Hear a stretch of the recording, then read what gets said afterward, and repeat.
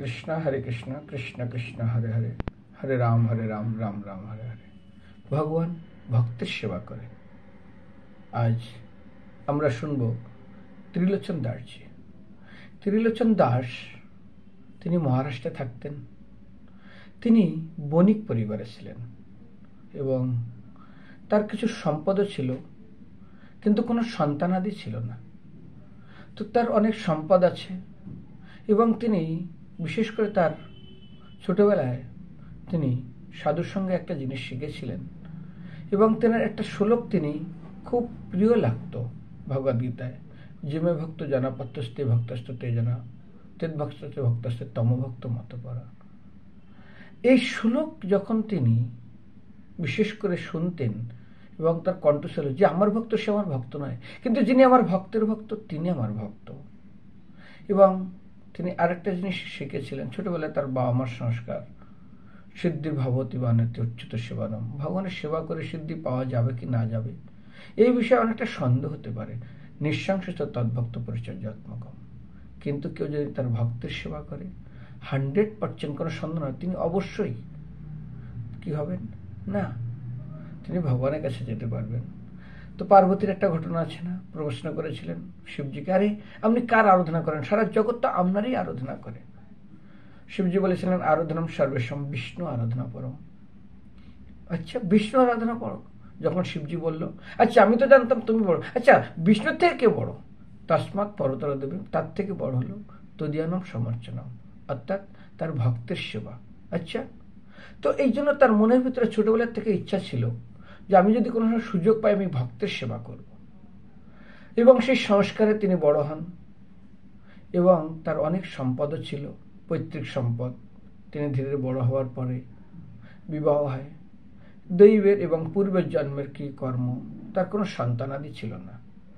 তাই চিন্তা ছিল এই সম্পদ দিয়ে কি করব, এবং তার খুব ইচ্ছা তিনি ভক্তের সেবা করবেন। তো সারা জীবন তিনি ভক্তের সেবা করে এসেছেন। বৃদ্ধ বয়সে তার শরীর আর দিচ্ছে না, তখন তিনি বিঠল অর্থাৎ ভগবান পাণ্ডুরঙ্গার কাছে গিয়ে, রুক্মিণী বিঠলের কাছে গিয়ে পাণ্ডারপুরে তিনি ভগবানকে প্রার্থনা করতেন, প্রভু আপনি তো বলছেন ভক্ত সেবা বড়, কিন্তু আপনি আমাকে কৃপা করুন, আমার শরীর আর দেয় না, আমি পেরে উঠছি না। এমন কোনো ভক্তকে পাঠান যে আপনার এই ভক্তের সেবার জন্য সাহায্য করতে পারে। যতবার যায় ভগবানের কাছে এটাই প্রার্থনা করে, নইলে আমি যখন মারা যাব, নিয়ম আছে ধনাদি গৃহে, কেউ যখন মারা যায় ধন কি হয়, গৃহে থাকে কিংবা ব্যাংকে থাকে কিংবা কাউকে লোন দিয়ে তার কাছে চলে যায় কিংবা নষ্ট হয়ে যায়, নইলে মাটির নিচে থাকবে। পশুবস্য গোষ্ঠে পশুধন যেই ধন তারা মাঠে চড়তে থাকবে, কেউ না কেউ তার ভাগ বসাবে নিয়ে যাবে।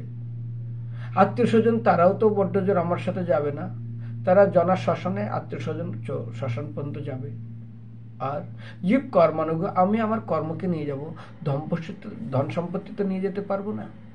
কারণ ধন সম্পত্তি ভোগ করা উচিত, তাহলে তার সদ্ব্যবহার হবে। যদি ভোগ না করতে পারে তাহলে দান করা উচিত। যদি দান না করেন তাহলে ওটা কে কোথার থেকে নিয়ে খেয়ে নেবে তার কোনো ঠিক নেই। এবং তারা যদি অপব্যয় করে তার জন্য আপনাকে তাদের কর্মফল নিতে হবে। যেমন রাস্তায় যাচ্ছে কেউ ভিক্ষা করছে ট্রেনে, আপনি পয়সা দিলেন, সেই পয়সাটা নিয়ে যদি বিড়ি খেলে কিংবা কোনো নেশা করলে কিংবা আমিষ জাতীয় করো, একটা পাপের ভাগ আপনাকে নিতে হবে। হ্যাঁ, যদি দিতে হয় কিছু ফল কিনে দিন, কিছু খাবার কিনে দিন রাস্তায়, আর ভগবানের প্রসাদ দিতে পারলে তো অতীব উত্তম। তো এই বণিক ত্রিলোচন দাস প্রত্যেকবার গিয়ে ভগবানকে বলেন, বলতে বলতে বলতে বলতে ভগবান তার মনের এই বেদনা বুঝতে পারলেন। তো বুঝতে পেরে তিনি কি করলেন না, এই ত্রিলোচন দাসের প্রার্থনায় তিনি একবার ভগবান স্বয়ং ভগবান একটা অত্যন্ত ছোট বালক, বেশি বয়স না, কিশোর বছর বয়সের, মনে হচ্ছে অত্যন্ত দরিদ্র, এবং তার পোশাক আশাক অত সুন্দর নেই, দেখেই বোঝা যায়। তো তিনি কি করলেন না, এই বণিকের বাড়িতে চলে আসলেন, আমাকে কাজে রাখবেন একটু। বলে কাজে? তুমি কি কাজ জানো? বলে আপনি বলুন কি কাজ করাবেন। বলছে আরে ভাই আমার বাড়িতে সাধু বৈষ্ণব আসেন, কবে তো লোক খোঁজ করছি তেমন পাই না, তুমি পারবে কি সাধু বৈষ্ণবের কাজ করতে? বলে এটা তো আমার অনেক আগের থেকে শেখা আছে, তুমি আবার কোথার থেকে শিখলে? তোমার বাবা মা তো আমার নেই, আমি জানি না কোথায় কবে বাবা কি মা, আমার অত কোনো জ্ঞান নেই, আর আমি তো জানি নেই, আমার জ্ঞান থেকে আমি কি আর বলবো, বাবা মাকেই দেখিনি। ও তুমি বাবা মাকেই দেখুন, যাই হোক, তো তুমি কি করবে? বলে হ্যাঁ। তো তুমি কোন সময় করেছো? হ্যাঁ আমি করতাম, তারাও এই জগতে নেই যাদের আমি সেবা করতাম। মনে হচ্ছে যেখানে কাজ করতে হয়তো তারা মারাটারা গেছে, মানে যে ভক্তদের সেবা করছে তারা তো সবাই দেহ রাখছে, এমনভাবে কথা বলছে না। তো যাই হোক, তুমি আমার বাড়ি থাকবে? বলে হ্যাঁ। আচ্ছা তোমার মুনাফা কী লাগবে, তোমার টাকা পয়সা কী লাগবে? না টাকা পয়সা তেমন কিছু লাগবে না, আমি ছোটোবেলার থেকে একটা নিয়ম আছে, আমি টাকা পয়সা নিয়ে সেবা করি না। তো তুমি কিভাবে করো? না আমি পেট ভাতা মানে পেটে যা পারবো খাবো, সেটা কিন্তু কৃপণতা করলে হবে না। না কৃপণতা করবো না, তুমি যত পারবে খাবে, কোনো চিন্তা করো না, ঠিক? বলে হ্যাঁ, প্রমিস। এইবারে ওকে নিয়ে আসলো, বাড়িতে নিয়ে এসে খুব সুন্দর সাবান টাবান দিয়ে পরিষ্কার করে জামা কাপড় পরিয়ে দিল। এইবারে ভগবান ওই বাড়িতে সেবা করে, এত সুন্দর সেবা করে বৈষ্ণবদের, আর আনন্দে আত্মরায় তিনি আবার প্রত্যেকদিন দর্শন করতে যান পান্ডারপুরে ভগবানকে, আর ভগবান গিয়ে চোখ ভরে কান্না করেন, ভগবান এতদিন পরে আপনি আমার কথা শুনলেন, ভগবান এতদিন পরে আপনি আমার মুখ ফিরে তাকালেন, আর আমার সম্পদের সদুপযোগ হচ্ছে, আনন্দে আসবে। কিন্তু তাই সেবা করে না, শুধু সাধু সেবক যখন সেবা করে যার যেটা লাগে ভগবান তো তার সেটাই প্রকট করে দেয়। আর যখন সাধুরা যায় শুধু গুণগান করে যায়, ত্রিলোচন দাস তোমার বাড়িতে এসে ধন্য হলাম, তোমার সেবক অন্তর্যামী। ও জিজ্ঞাসা করলো তোমার নাম কি? তো বলছে আমার নাম শুনবেন, আমার নাম অন্তর্যামী। ও তুমি অন্তর্যামী তোমার নাম? বলে হ্যাঁ। আচ্ছা ঠিক আছে তুমি থাকো, নিশ্চিন্তে থাকো, তুমি যা পারবে খাবে, কোনো করবে না, আমার ঘরে অনেক আছে। আমি আমার স্ত্রীকে ডেকে বলছি, বলছি শোনো, এই অন্তর্যামী যা খেতে চাই তাই তুমি খাওয়াবে, খাওয়ায় কৃপণতা করবে না, মনে থাকলো? তো বলে হ্যাঁ মনে থাকলো। বলো কথা দাও? বলে হ্যাঁ আপনাকে কথা দিলাম। সহধর্মিনী সতী নারী স্বামীর আজ্ঞা পালন করছে। এই অন্তর্যামী ভগবান যখন খায় 5-7 জনের একা খেয়ে নেয়। কেন? ভগবান ঋণী হতে চায় না ভক্তের কাছে, কারণ ভগবান কোথায় ঋণী হয়? 2 জায়গায় বলছেন না? সেখানে বলছেন তুলসীর দল মাত্র জলস্ব চুল কেন বা বিকৃতি সমাত্মন ভক্তবৎসল, তুলসী দল পাতা এবং একটু গন্ডগোল জল দিলে ভগবান ঋণী হয়ে যায়। আর এখানে ভগবান এত সেবা করছে, ত্রিলোচন দাস যাতে ঋণী না হয় তার জন্য তিনি কি করছেন? ত্রিলোচন দাসের জন্য না, তিনি প্রাণ খুলে সাধুদের সেবা করছেন, আর ত্রিলোচন দাসেরও খুব সেবা করেন। তার মাথা চেপে দেওয়া, তার হাত পা চেপে দেওয়া, তার শরীর চেপে দেওয়া। বৃদ্ধ মানুষ একটু ম্যাসেজ ট্যাসেজ করলে খুব ভালো হয়, তারপরে একটু তেল লাগিয়ে একটু লাগিয়ে দিলে ভালো হয়। আর ত্রিলোচন দাস মানে কি খুশি। তার স্ত্রী বলছে কিরে তুমি কোন ভাগ্য ফলে এরকম সেবক পেয়েছো?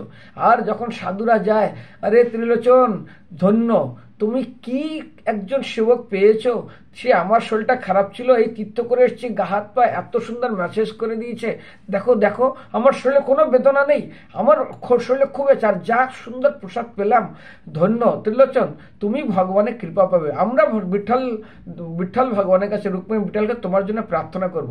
ভাই তুমি যুগ যেও, তুমি সাধু সেবা করো, বলে 2 হাত ভরে ভরে শুধু সবাই আশীর্বাদ করে যায়। এইরকম সেবক তুমি কোথায় পেয়েছো? ধন্য এই সেবকের জীবন, এইরকম সেবক তো আমরা কোথাও দেখিনি। আরে তুমি জানো না ওর হাতে যে কি জাদু আছে, আমি কি অসুবিধায় করতো, আমার এখানে বৃদ্ধ শরীর, এই তীর্থ করতে করতে ক্লান্ত ছিলাম, আরে কি মেসেজ করে দিল, কি করে দিল, আমার সমস্ত শরীরে একদম পুরা কোনো ব্যথা যন্ত্রণা দরদ ব্যথা কিছুই নেই। আরে ওর হাতে জাদু আছে, ও ভগবানের অনেক কৃপা পেয়েছে। এইরকম করে ত্রিলোচন দাসের আর এই অন্তর্যামী ভগবানের গুণগানে একদম বিভোর হয়ে আছে। আর ত্রিলোচন দাস আনন্দে বিঠল ভগবানের কাছে গিয়ে চোখের জল ফেলে, ভগবান এইটার জন্য আমি জন্মতে সেবা করতে হবে, এইরকম সেবক জন্য আমি পাই, এই সেবক জন্য আমার থেকে না যায়। আর স্ত্রীকে বলে দেয়, দেখো তুমি কিন্তু ভুল করবে না, কোনোদিন কিন্তু খাওয়া নিয়ে খোটা দেবে না, কারণ ও কিন্তু পেট ভাতায় কাজ করছে, আর তোমাকে আমি 100 বার বলে দিচ্ছি এই ভুল কিন্তু তুমি করবে না। বলে ঠিক আছে। একদিন কি করলেন না, তার স্ত্রী এত সময় মানে অনেক রান্না করতে হয়, তো হঠাৎ পাশের বাড়িতে গেছেন, এই বলছে আরে দিদি কিরে তোমাকে দেখে মনে হচ্ছে তোমার শরীরটা অনেক ভেঙে গেছে, কই তুমি তো এরকম ছিল না, এই তো কয়েক মাস আগে তোমাকে দেখলাম তুমি ছিলে না। মানে যে বাড়িতে বেড়াতে গেছে পাশের বাড়ি, তো এই বাড়ি ওর বান্ধবী, ও অন্য জায়গায় বিবাহ হয়েছে, এসছে এদের বাড়িতে ঘুরতে, কিন্তু অনেকদিন পরে দেখছে আরে এরকম সখী তোমার এরকম শরীর খারাপ হয়ে গেল, কি ব্যাপার বলো তো দেখি। বলে না না কিছু, অসুখ নাকি? না অসুখ না, শরীর খারাপ না, কিছু না। তো বাড়ি কাজের লোক নেই না? বলে না কাজের লোক আছে না, সব কাজকে নিজে করতে হচ্ছে। বলে না না না ঠিক আছে, তো তুমি শরীর খারাপ, তুমি সত্য করে বলো তো সখী, একদম কিছু বলবে না, সত্য করে বলো কি হয়েছে তোমার, শরীর কি করে খারাপ হলো, কি ডাক্তার দেখাচ্ছ না? না ডাক্তার টাক্তার না, আমার কোনো রোগ নেই। না না কিছু না কিছু হয়েছে, তুমি আমার কাছে লুকাবে না, তুমি বলো কি হয়েছে।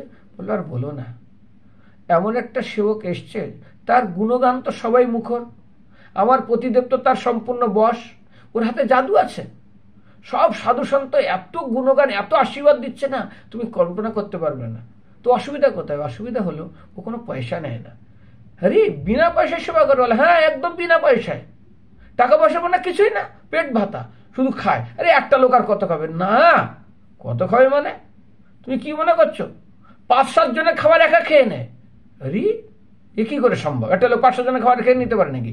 আজকের খাবার কেউ কালকে খেতে পারে, কালকের খাবারটা আজকে খেলো না, কালকে দুদিনের খাবারটা আজকে খেয়ে নি।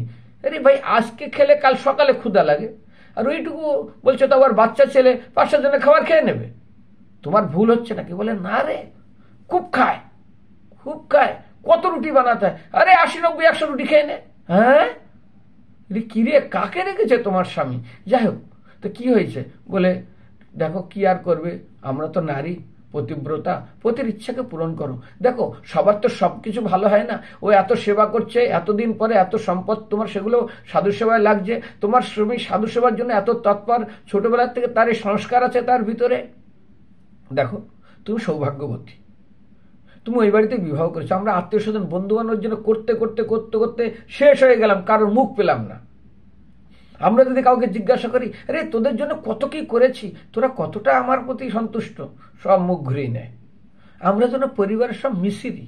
মিশ্রি মানে আরে মিশ্রি যত সময় মুখে থাকে জিহ্বাটা খুব নড়ে, আর যেই গিলে খাই ব্যাস আর কোনো টেস্ট থাকে না। তো আমরা যত সময় করতে পারি না কি ভালো কি ভালো, আর যেই করতে পারি না মুহূর্তের মধ্যে সবাই ভুলে যায়। সেই জন্য তুমি তো ভাগ্যবতী, এত সুনাম পাচ্ছ, এত সেবা করতে পারছ, তো ব্যাস। এইবার তাকে কিছু বুঝালো, কিছু সান্ত্বনা দিল, বাড়িতে চলে এসছে। চলে আসার পরে অন্তর্যামী মন্দির দর্শন করতে গেছে ত্রিলোচন দাসজি, হঠাৎ এসে দেখে অন্তর্যামী নেই। 13 মাস হয়ে গেছে অন্তর্যামী কোথাও বাইরে যায় না, এদের বাড়িতেই থাকে। আরে অন্তর্যামী কোথায়? তো মনে করছে হয়তো একটু ঘুরতে টুরতে গেছে, কোথাও তো যায় না। অন্তর্যামী অন্তর্যামী করে খুঁজতে খুঁজতে ত্রিলোচন দাস পুরা গ্রাম ঘুরে এসছে, কোথাও পেল না। তো বলছে তাহলে হয়তো কোথাও গেছে, ঠিক আছে সন্ধ্যাবেলা আসবে। স্ত্রী বলছে তুমি খাও না, দুপুরে খাবার এখনো পড়ে আছে, তুমি ভগবানকে দর্শন করে খেলে না, খাবার পড়ে আছে। বলছে দেখো যত সময় পর্যন্ত অন্তর্যামী না আসবে তত সময় খাবো না, তুমি খাবে না? বলে না। আচ্ছা স্ত্রী খুব দুঃখী হয়ে গেছে, বলছে এই সত্য করে বলো তো, একদম সত্য করে বলবে, তুমি কি ওর খাওয়ার জন্য কোনো খোটা টোটা দিয়েছ নাকি?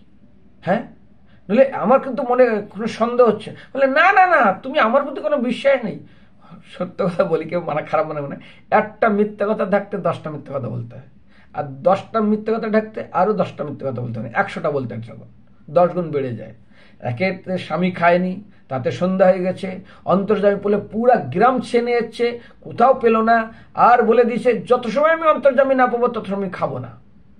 স্ত্রী আরো ভয় পেয়ে গেছে, আর একে তো স্বামীকে বলেছে না না না আমি তো তেমন কিছু বলিনি, আমার সঙ্গে তেমন কোনো কথা হয়নি, একবার তো মিথ্যা বলে দিছে ভয়ে ভয়ে, যদি কোনো কিছু বলে দেয়। এইবার স্বামী খাচ্ছে না, রাত হয়ে গেছে, কিছুই খায় না। তুমি খাও না? খায় না। তখন বলছে তুমি কিছু মনে করো না, একটা কথা বলবো? বলে বলো। তুমি খেয়ে নাও। আরে আমি বলেছি না অন্তর্যামী না আসলে আমি একটা দানা পর্যন্ত মুখে দেবো না, আমার জন্য খাওয়ার জন্য তুমি এ করবে না। তুমি আমাকে বলছিলে অন্তর্যামী খাওয়ার খোটা, পাশের বাড়িতে গেছিলাম, আমার এই বান্ধবী এসছে ওর বাড়িতে, বাবার বাড়িতে বেড়াতে, আমি একটা কথা বলে ফেলেছি। কি বলেছ? না এমন একটা সেবক এসছে, পয়সা তো নেয় না, যা খায়। হ্যাঁ তোমাকে আমি এতবার হাত ধরে পর্যন্ত রিকোয়েস্ট করেছি যে প্লিজ তুমি ওর খাওয়ার খোটা দেবে না। তারপর এখন এইটা শোনার সঙ্গে সঙ্গে মানে ত্রিলোচনদির জন্য মানে তার মাথার জন্য বাস পড়লো। তিনি চিৎকার করে এ কি করলে তুমি, মানে তিনি কোনো দিক বিদিক খুঁজে পাচ্ছে না। এর পরের অংশটা পরের ভিডিও শুনুন।